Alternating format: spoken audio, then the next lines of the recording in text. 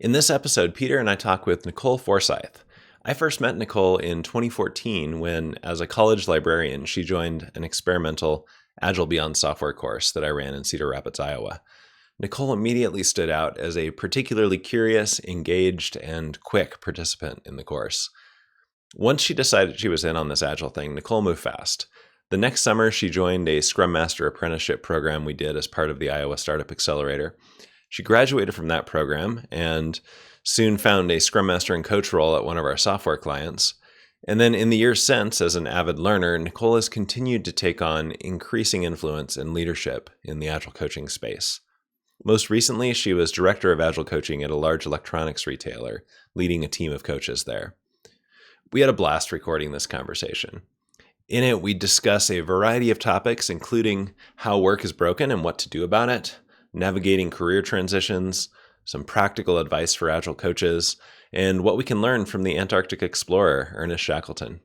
The conversation was interesting and practical, and I'm really pleased to be able to share it with you.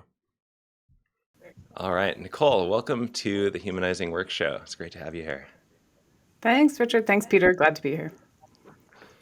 Well, when I met you, it's been several years now, you were a college librarian, and most recently you were director of Agile coaching at a major retailer. Tell us about your journey into Agile software development and how that led to you ultimately becoming a guide for others in that space. I love it.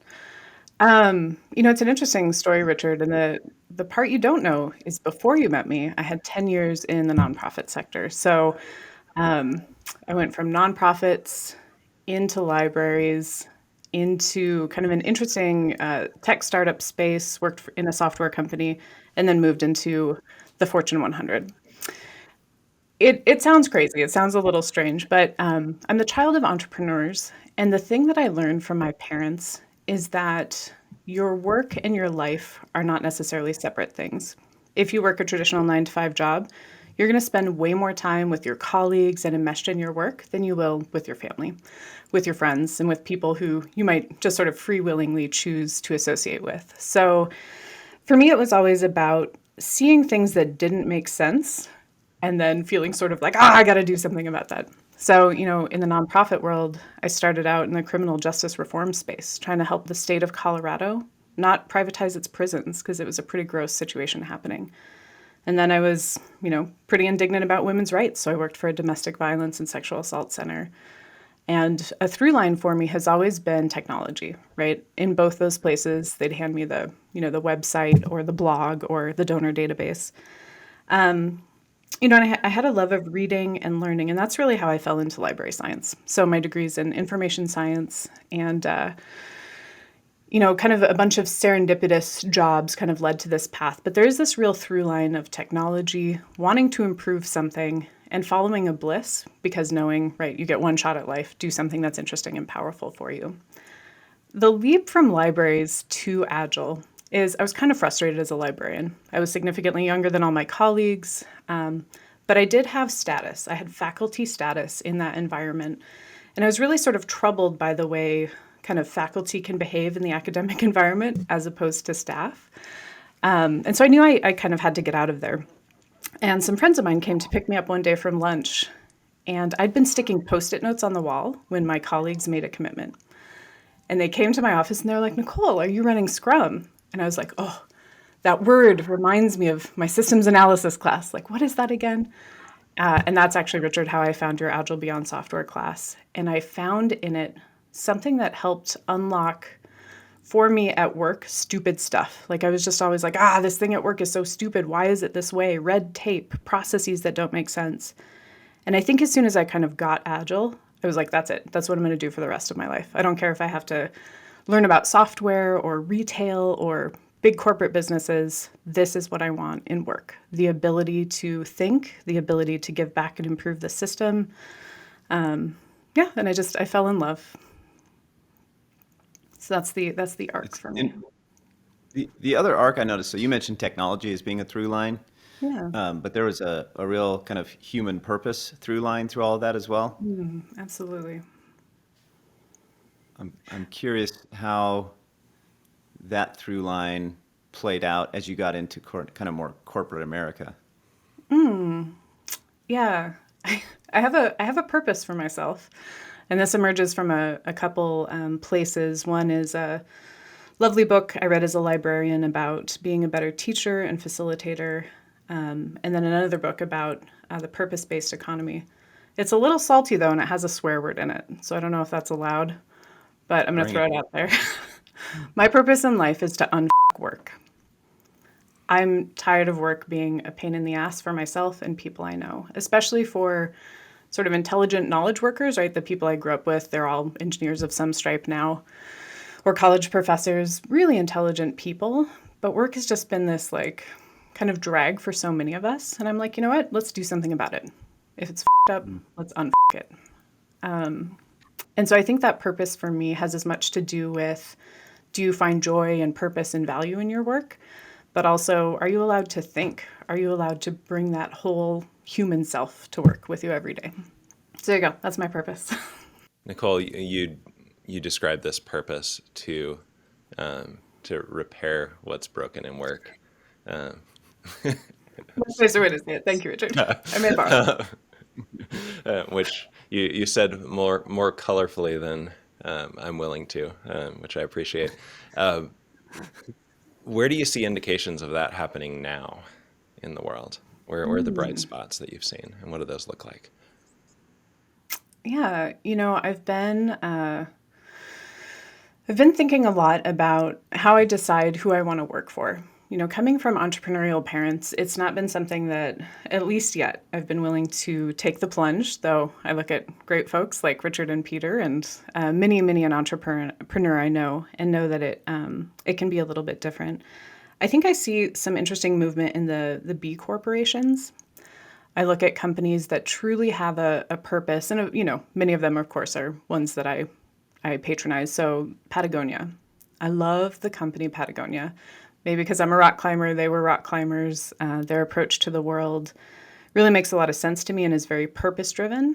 So those are some of the bright spots I see. I think as I move my way through this kind of at times people are like, what is it you do? I have no idea what it is you do for a living. Seems like you just talk all day.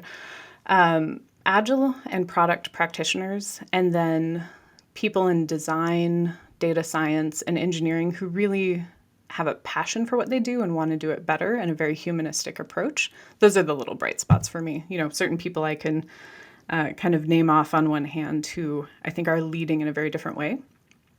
So those are some of the bright spots that I see kind of in the world that give me hope for a more humanized work in the future. What's an example of one of those leaders? Yeah, I think back in my last gig, I was very fortunate. We had operations both in Canada and then the US. And I think about my analog up in Canada, so a director of Agile coaching. I'm going to go ahead and name him. His name is Marius de Beer. And he's one of these leaders that has the ability to use common sense, a deep sense of what human beings need in the workplace, and just really lives out that first individuals and interactions over processes and tools. I don't know if it's because his background is as an engineer, but he brings a real rigor to his work. But his work now is all about people, right? Fundamentally people. And watching him lead, and I think, short of Richard, he's one of the mentors in my life who I think has most profoundly changed my life. Everything from talking through, oh wow, I'm encountering a behavior I've never seen in a set of people. And I think just this real willingness to dive in and change. Yeah, he's one of the ones on my short list that comes to mind as being a truly transformative leader. I was pretty lucky. A few months ago, I did a talk with the University of Minnesota Software Process Improvement Network, and it was interesting because the speaker before me talked about an award that they do for people who've really changed software operations. And when they were talking about the award and the criteria, the first thing I thought was Marius and his operation up in Canada. So truly someone who's inspiring and just a new kind of leader, I think. I'll put you on the spot with him and see if you can remember a specific instance or situation just illustrates that level of leadership that you're describing? Yeah, I think it's the candor to tackle things immediately. One thing I've noticed in the corporate world that I didn't experience in academia or in the nonprofit world or even in startup life is there's sort of this you have to sit back, you have to strategize. I know at the end of the day that politics is just about how we interact together with people, but right, there's the corporate politics that we hear so much about. The ability to take fast action and do something, not just say something, right? As a leader, you can, lots and lots of words can flow out of your mouth, but the actions that you take, and especially when they're fast and decisive, there's not nearly enough of that in the world. So watching Marius do that, I think those signals that are sent through action, not just content and thinking, are very, very powerful. That's a really interesting one, Nicole, because I think the way people imagine a coach is pretty passive question asker. And it sounds like you're Absolutely. describing someone who probably had that capability, but also was a more well-rounded leader than just a question asker. Yeah. Yeah, I think so. And again, I don't know where it comes from in Marius's career, but I think it's something so much more than coaching. It's as much about doing, and it's also sometimes it's about demanding, which sounds a little bit rough, but demanding action, demanding accountability can often be very powerful. Marius took the traditional four stances of Agile coaching and, given his past experience, broke them out into 12. And so he talks about the 12 stances of Agile coaching. And I love the nuance that comes from, thinking about when are you teaching, right? Maybe giving someone a more esoteric theoretical approach or training, which is like hands-on practice with your real work. Thinking about mentoring and how that's different from leading, what he calls it the director stance. And I felt in my time as a director of coaching that that's where I had a lot more to grow. I think I'm an excellent coach. I think I'm a good question asker. I'm a wonderful collaborator. But when it comes to being a director, making firm decisions and acting in decisive ways, that's really where I've had the most growth recently. So yeah, I don't know at the end there how that ties back in, but it's different. It's more than being a coach. I think it's being a leader. There's like this interesting arc where when people are kind of new in a job, they get their sense of self-worth. We get our sense of self-worth from executing the job really well, right? Kind of the technical skills around it. And then as Right. we move into a management role, we have to learn the coaching side of it. And we've seen that pendulum swing maybe too far sometimes, where we see, well, I can't make decisions about the work because now I'm a coach. And it sounds like he just, instead of just swinging the pendulum around, he's learned to balance the needs in the organization for both of those things. Yeah. Yeah. Yeah, it's interesting. I often think great leaders are for sure coaches, but I don't know that coaches are always great leaders. Though I'm super proud in my last gig to really have, I think, helped a lot of people jump over that line. How do I think of myself not just as a sounding board, but as a leader in this space? And it's been fun to watch that, and then to have other hierarchical leaders recognize that and say, "Oh, person X, wow, they really stepped up and they're behaving more like a leader," which is an interesting moment. What's an example of that to illustrate what that move looks like? Yeah. I'm thinking of a specific individual. I think there's a couple things that play into it. One is, especially in the corporate world, right? We've defined job families. We have job descriptions, we have expectations, we have evaluation criteria. We can kind of slot people very tidily and almost at times get that kind of interchangeable cog mentality going on. I think for coaches, there's a shift that happens in the industry for better or worse, right? You're a Scrum Master and then you're a coach and then maybe you're a director of coaches or something like that. I think it's when, and I think the kind of agile coach, Scrum Master thing, I think of all of them as coaches, to be honest. I don't love that kind of hierarchy that the industry has put on us. I think it's when you see a coach turn from, yep, I'll help make sure the team is focused and flowing, but you can see them thinking more holistically about the people, the team, the problem, the market, the data, the customer. There's a different kind of leadership that emerges from that. The only way I really know how to see when it happens is the other leaders around the coach start coming to me and saying, wow, person X has completely changed. Before they were kind of a note taker, like whatever magic they did, it was okay. But wow, they've really, really stepped up and are behaving differently. I think part of that shift in the instance I'm thinking about was also that our team of Agile coaches, we were Agile in product practices, we were new. And I think we gave people a little more permission to behave a little differently than you're just a Scrum Master. You just work for an engineering manager. To kind of like, hey, think broadly, think about the problems, think about the opportunities, think about the product, think about how you coach the organization and the product owner, break out of this kind of engineering only person who helps people move little stories along the chain.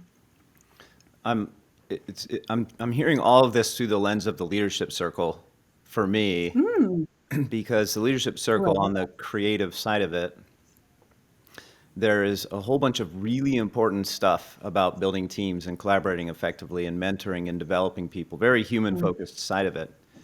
And there's a whole other side of it around how we achieve things, which includes things like being purposeful and visionary, being strategic, being decisive, actually getting results.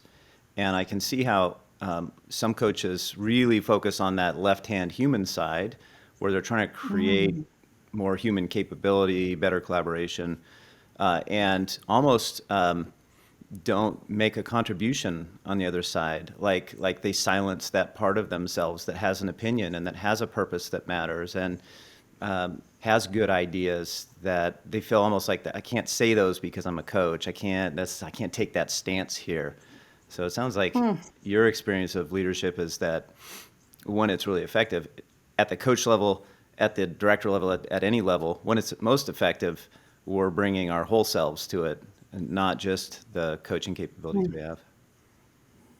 I love that. I have a little story that I think is kind of maybe interesting and related to what we're talking about with the move from either being a kind of Scrum Master or coach into being a leader.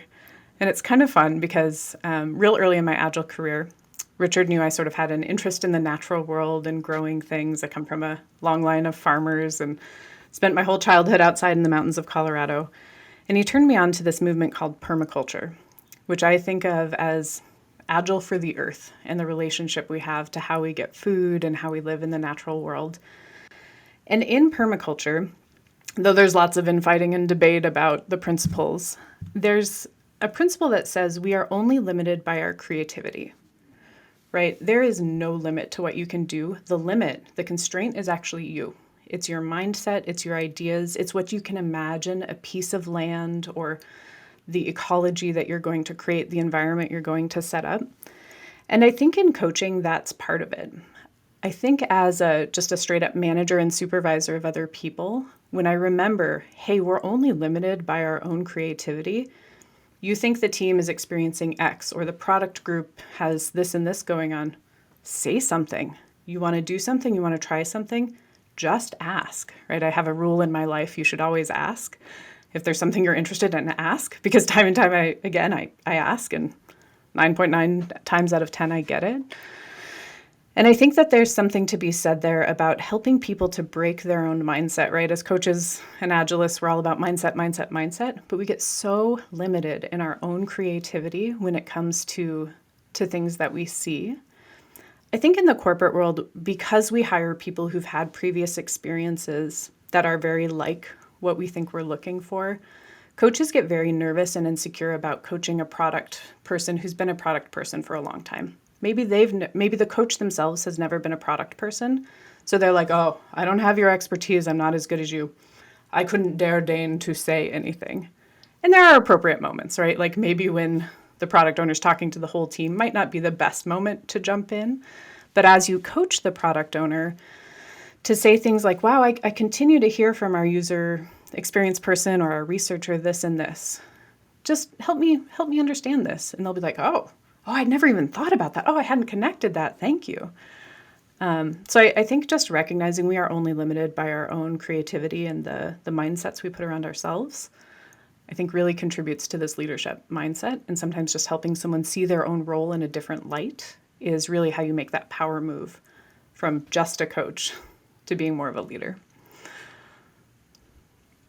I'm sure you went through those stages yourself or some form of them in your own Oh, development. yes. I'm wondering if you are. It's kind of hard, I think, when we look back on our own career and our own growth, sometimes to pick out specific points where you're like, oh, I changed how I did things there. I'm wondering if any of those come to mind for you, though. Scenarios, situations. I can think of most of mine started with pain, and the growth came after that. Yeah, Same. I have I have some that are more embarrassing than others, but I'll in the spirit of we all grow through vulnerability. When I got what I call my first big grown-up software job, right? I was working at a smaller sized middleware software company, and wow, I was out of my depth technically. I cannot tell you how much I studied streaming and streaming solutions and bits and bytes and packets, and whew, I was really, really out of my depth. I had a team of 17 people, and including a co-founder, someone who'd written this million-line code base virtually by himself, and then hired some friends. And wow, when I first got there, I called Richard, who, thank you, Richard, helped me get that job. And I was like, Richard, I can't do this job. I don't know why you thought I'd be a good fit, but wow, I don't know what they're talking about. And Richard shared with me an experience where he'd helped coach, I believe, were they Italians, Richard? They spoke a different language than you. Yeah, And I Northern realized, Italy, so they spoke Italian and German with each other. They spoke two different languages than me.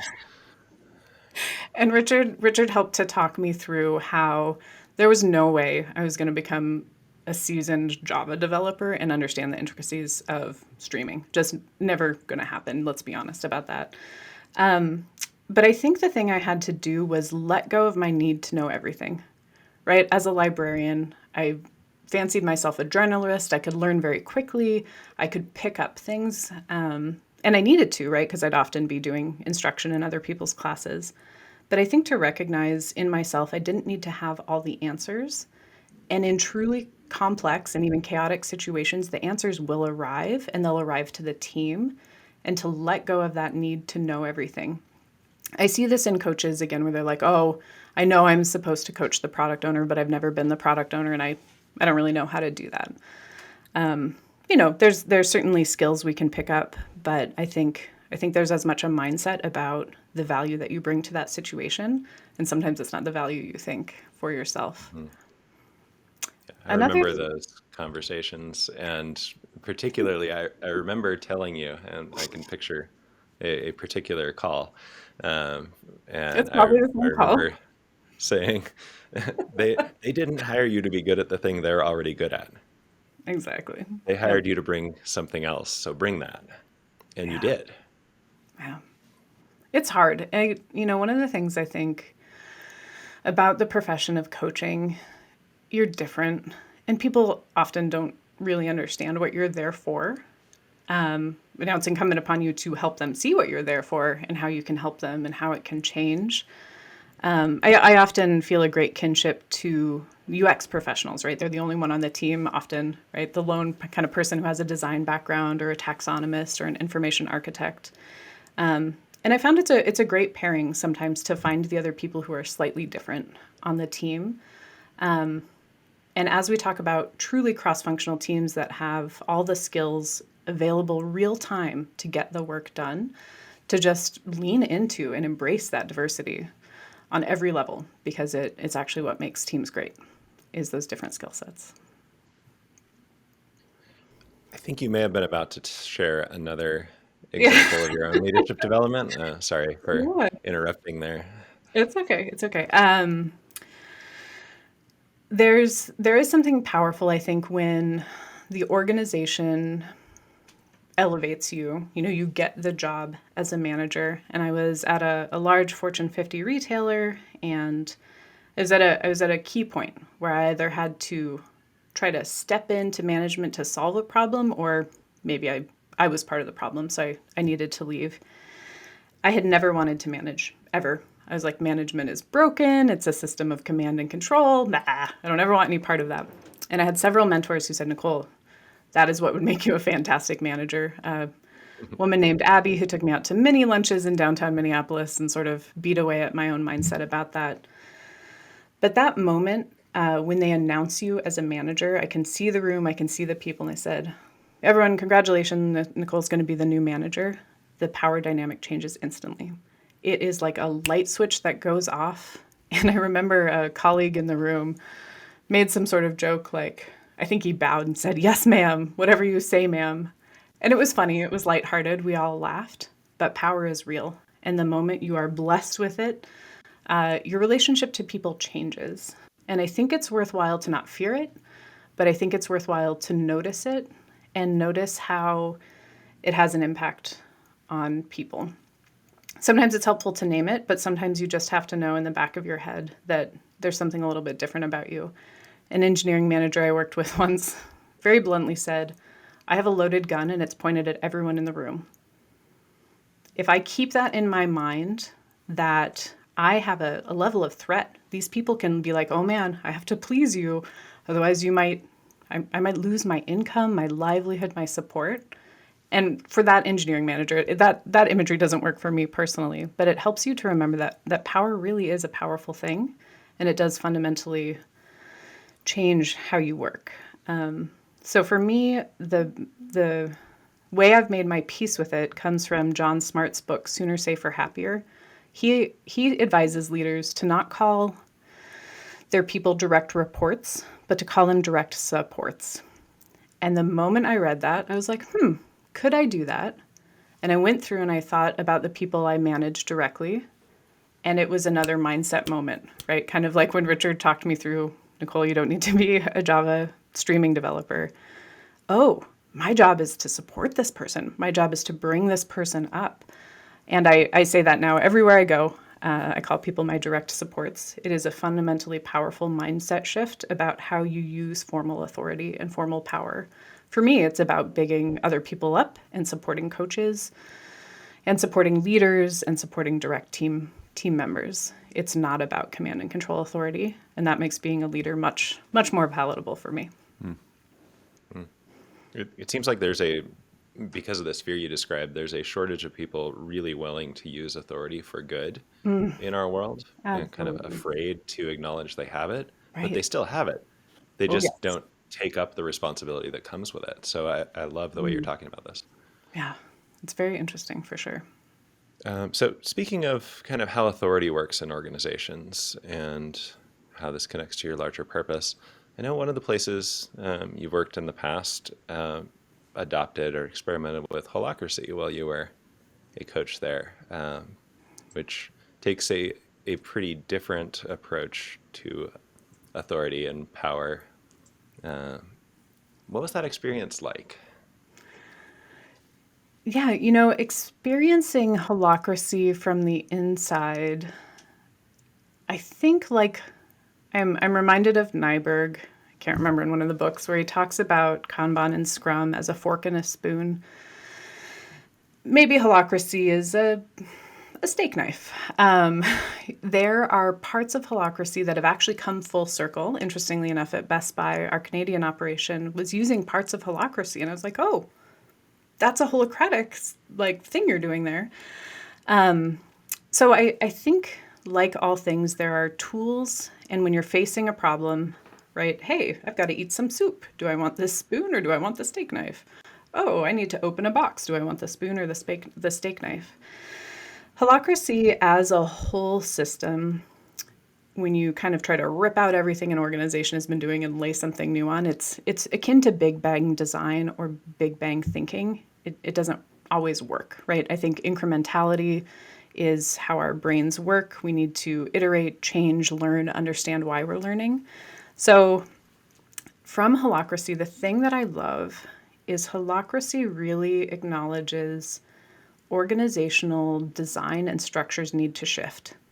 And if only we can get the people in the organization to tell us, hey, what's working, what's not working. And again, this is part of power is people often won't tell you, you know what, this isn't working. This is horrible. We hate it. It causes extra work.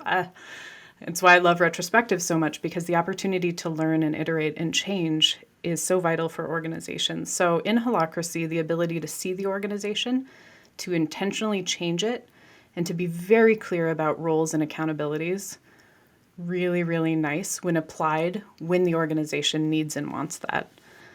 The other thing I think Holocracy can bring us to is leveraging their integrated decision-making process. I think when I learned and became a certified Holocracy facilitator, it was very much about kind of the artifacts, processes, what you said, and a lot less about thinking through how might we get everyone's input and perspective to make the best possible decision. I remember in my time in a Holocracy, it's like the Dilbert cartoon that we've all seen 100 billion times that's like, you're going to be agile, do more work. And by the way, that was your training. There was an engineer in this Holocratic meeting who had no training. And I was like, you don't get to talk right now. And it was so crushing for him. Like to this day, should I ever see him again? Ian, hello, I want to apologize. He hadn't been trained. He didn't know what we were doing. It didn't make any sense to him. And I think, it's just like in Scrum, user stories, using a kind of a template that you get burned out on or that feels too rigid, it kind of loses the sense making. I think just like Scrum can fall into those traps, Holocracy can fall into those traps too. So there are bits and parts of Holocracy, super valuable. I think I see places where people are iterating into it. As a whole system, anytime you're doing Big Bang, I get a little bit worried unless you're starting up a brand new company, because humans have a really hard time with Big Bang change. For listeners who might not be familiar with Holocracy, would you give us kind of just what's the, I don't know, elevator pitch description of how it works, how it's different? Yeah, it's been a while since I've been kind of deep down in the trenches. I have this lovely yellow book. I just pulled it off my shelf today. This is my highlight of books. Holocracy is about organizing fundamentally different by helping people reshape the organization on the fly and name tensions, both bad tensions like, oh, this is horrible and I hate it, but also good tensions, like creative tensions, like, oh, do we do this or do we do this? And so by bubbling up those tensions, very clearly naming our roles and our organizational structure, we can iterate on organizations. Sounds super cool. I think the number of places that at least as of the last time I was very active in it, that have implemented it might speak to, I think the implementation is often what gets in the way. Again, it's a big bang, whole system redesign. Zappos was known in the early days for being a Holocracy. I know the David Allen company from David Allen of Getting Things Done was an early booster, but I'm not quite sure where the movement has gone since then. Good. I would say that the thing that stood out to me as I read about Holocracy was a very different approach to organizational structure, in addition to what you've mentioned, where, like, I remember when Tony Hsieh announced that they were going to adopt Holocracy, like, he signed the document, the Holocracy Constitution, and that was his last act as kind of that he could take as a single individual. From then on, the org structure was different. Yeah. Yeah, there is this moment where, the CEO or the ultimate kind of traditional hierarchical person actually gives over their authority to Holocracy. I think that's hard. I think human beings have not maybe yet had enough experience doing that to always be comfortable with it right away. But I think it's a powerful, my goodness, talk about a leadership signal. If someone signs over their authority into this, I guess, system, That's a pretty powerful leadership signal. You've been a coach in basically the full extreme of organization sizes, from I think 3-person startup to Fortune 50 and in between. How's coaching different in different scales of organizations? Oh, yeah. I think a lot about the division of labor. So naturally, in a smaller organization, there's a little more Jack, Jill of all trades. In big organizations, right, we have to narrow people a fair amount. So I think in larger organizations, you're going to see this in engineering, design, data science, and product as well.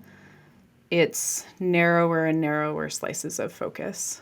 Sometimes that's lovely and freeing, right? You have a little something you do that's part of a big whole. That's amazing. It's a great form of constraint. Sometimes it's kind of painful, like, oh, I can see this is going on, but there's nothing I can do about it. These 87,000 other people need to do something about it. I think in smaller companies, there's also, as learned through experimentation with early stage startups, you don't have to be as formal, right? Trying to apply Scrum when you're just getting started, there's a lot you can benefit from, but you can relax a little bit more with the form because your feedback loops and your learning is so very tight. Both are joyful. I think there are different kinds of people that thrive, and some people thrive in all the environments. So I myself went into corporate life because I had a brief brush with consulting and only corporations were hiring me. And I was like, oh man, if I'm going to be a good coach, I need to learn about them. So that's actually, after thinking I would never work for a big corporation, how I find myself in the big corporate world. What advice do you have for new Agile coaches?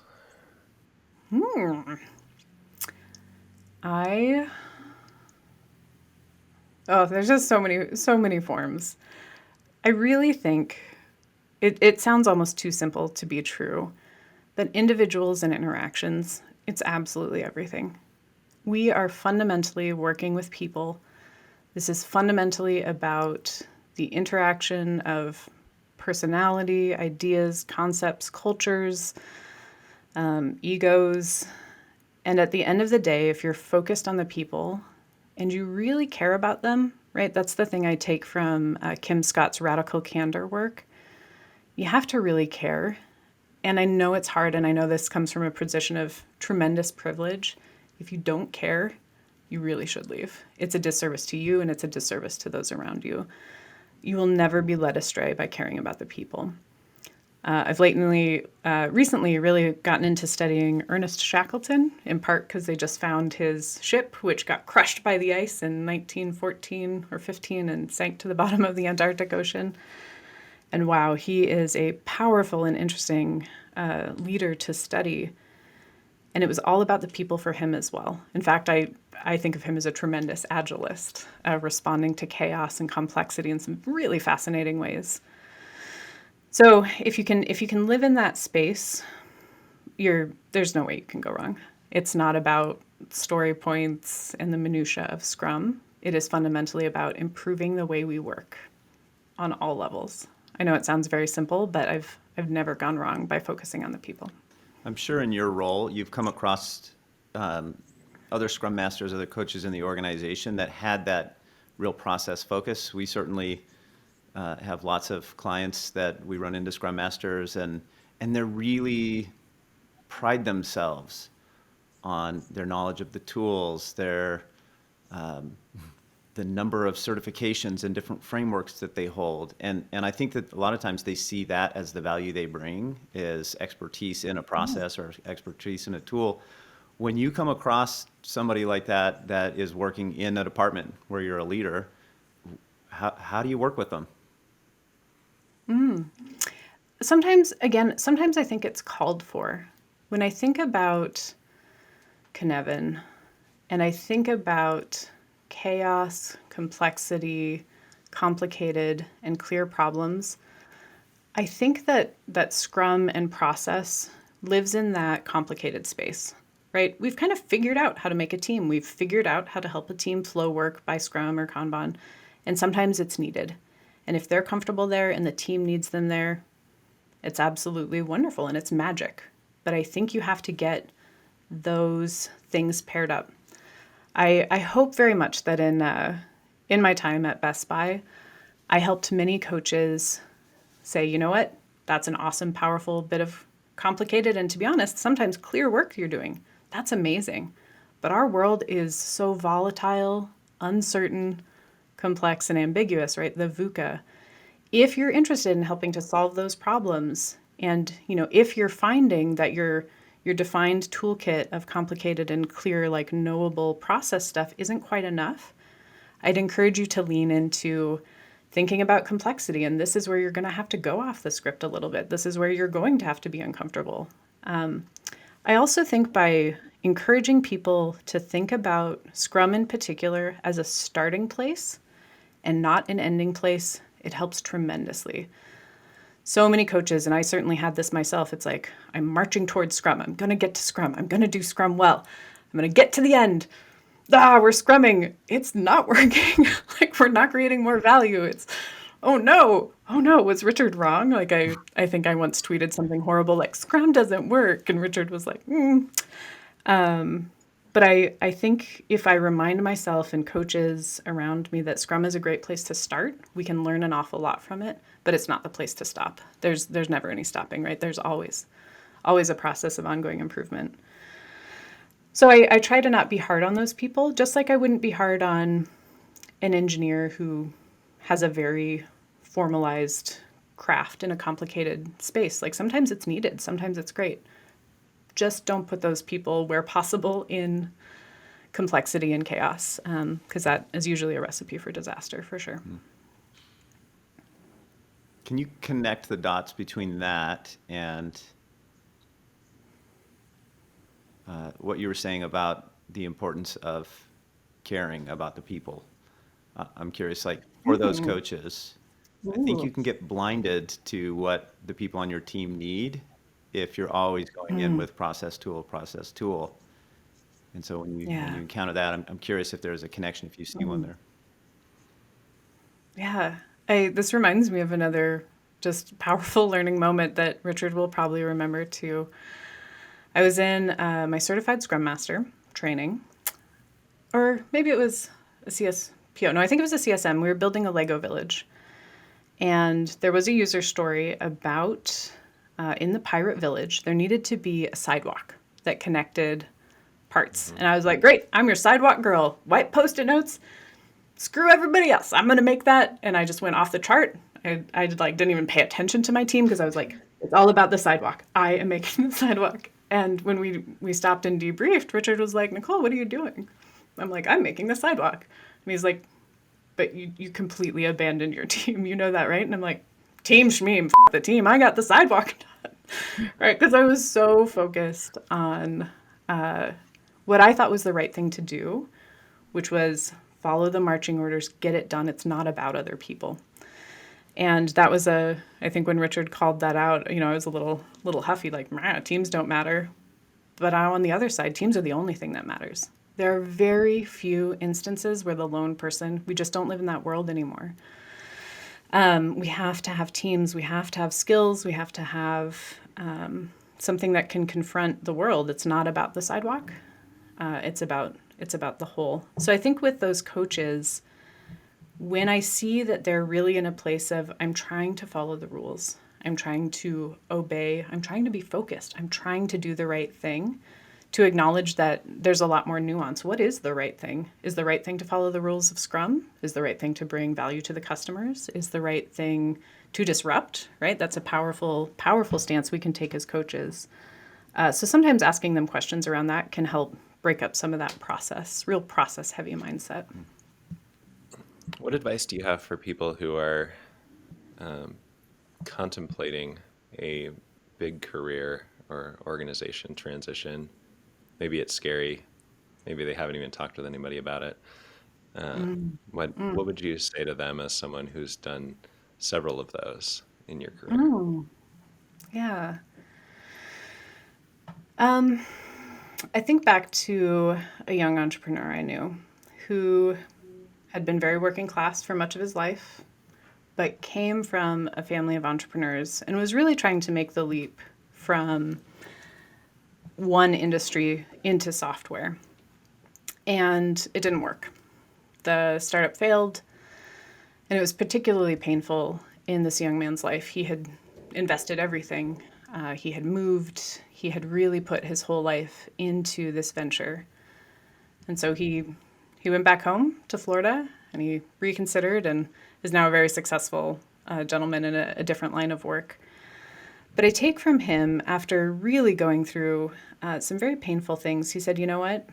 I never fear change. I know it's scary, but it's about not being afraid of the change, because the change needs to happen. Even if that little inkling is there for you, listening to that voice is actually incredibly powerful. So when I think about that individual not fearing change, and when I think about what it means to welcome changing requirements into your own life, it's the difference between, oh no, I have to deal with this. I hate it. Okay, I'll smile because I'm supposed to. I'm welcoming changing requirements. Like, no, actually, to be like, oh man, thank you. Like, oh, welcome. Come on in, change. I recently did an improv class with a bunch of senior directors who were trying to lead a little bit differently. And I'm not always super big into the improv thing, but we did this exercise where people delivered like horrible news, like, oh, that thing you've been working on for months, no longer funded. And the improv exercise was to thank them for it, to say, oh, thank you for changing my roadmap and intention map completely. Not only am I going to do that, I'm going to change the whole team. And even just that little mindset shift of saying thank you, and just not fearing change, like feel the fear and then say, hey, you know what? Maybe optimism is called for here. My favorite Shackleton quote of the moment is, he says, optimism is true moral courage. I've never been an optimist. I am a salty pessimist by nature, but my father was a tremendous optimist, and I can see how my own career, when I've chosen optimism, has really made a difference. When I went to Best Buy, I chose to be a much more positive person, in part because my leadership circle told me I was distant. My reactive tendency is to be very distant. Part of it is I'm a naturally introverted, formerly shy person. And so I leaned into all the things that I was like, I'm not going to plan picnics. I'm not going to do social hours. I'm not going to welcome the new babies. Like, ugh, I don't, like, that's women's work. I'm not doing that stuff. I'm getting promoted. And I was like, no, actually, Nicole, that helps you to break down the distance piece. And people have responded in tremendous. I think it's actually one of the things I'm most known for at Best Buy. So yeah, don't fear the change. Welcome it. It's telling you something. My experience with the leadership circle is that we take the assessment, we do the work with an eye for how we can be better leaders at work. And then the work that we do impacts us in all areas of our life. And I'm curious how that work on that reactive tendency and shifting into a more creative stance flowed into other areas of your life. Ooh. It's interesting, Peter. I don't know, to be honest. I think I've been so focused on how I could do it at work. It's hard to say. I will say a practice that I picked up from a permaculturist about gratitude, I think has really helped me to think a little differently about my life. Every night at dinner, my family and I talk about something we're thankful for from the day. And, you know, it's a well-known thing, the gratitude journaling, but doing it in a social setting, I think allows me to ride some of those waves of why I might be distant in my life. You know, I live in a lovely neighborhood with lots of kids, and I haven't always connected maybe with my neighbors, but when I'm like, oh, I'm so grateful they're here. I'm so grateful they're doing a fire and they invited us, that I think somehow taking that distance piece and coupling it with a true desire for gratitude, because gratitude helps us see abundance, I think has been a really helpful thing. I think I see that in my personal life from the leadership circle. Last question. What do you hope work looks like a generation from now?